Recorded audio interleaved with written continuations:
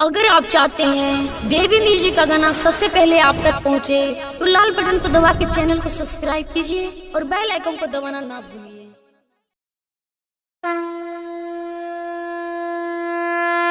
उठाइए दोनों हाथ और हो जाइए नाचने के लिए तैयार। प्रेम से बोला शंकर भगवान की।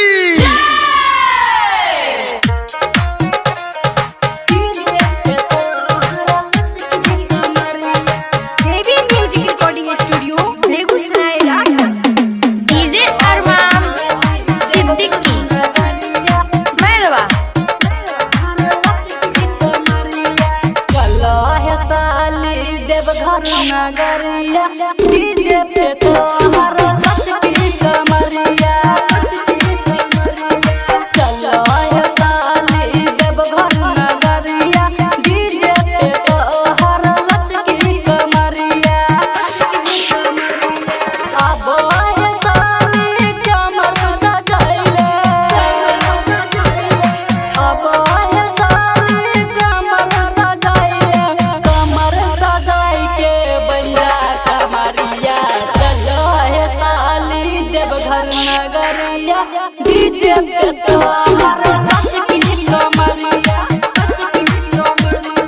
चलो है साली देवघर नगरिया डीजे पे तो हर की कमरिया।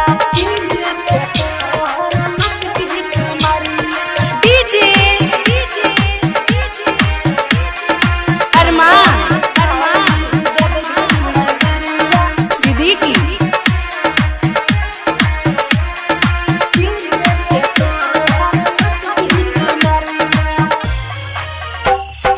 सुल्तानगंज से जलवा भराई, सुल्तानगंज से जलवा भराई, नाचत गावत सब देवघर ले जाई। सावन महीनमा गुंजे जय जय, सावन महीनमा गुंजे जय जय, सारा शहरिया सारा बाजारिया। चलो है साली देवघर नगरिया डीजे पे तो हर की कमरिया।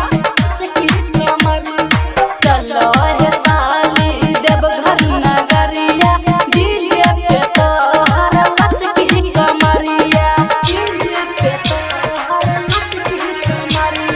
DJ recording by Devi music Raja Arman Siddiqui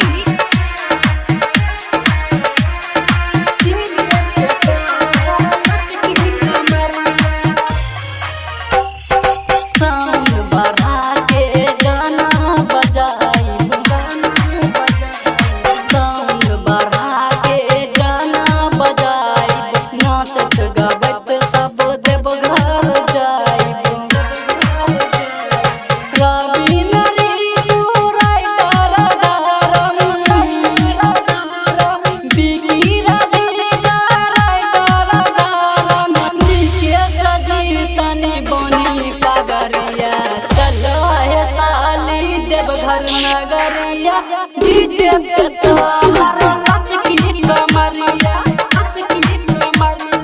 चलो है साली देवघर नगरिया डीजे पे तो हर की कमरिया। देवी म्यूजिक रिकॉर्डिंग स्टूडियो बेगूसराय।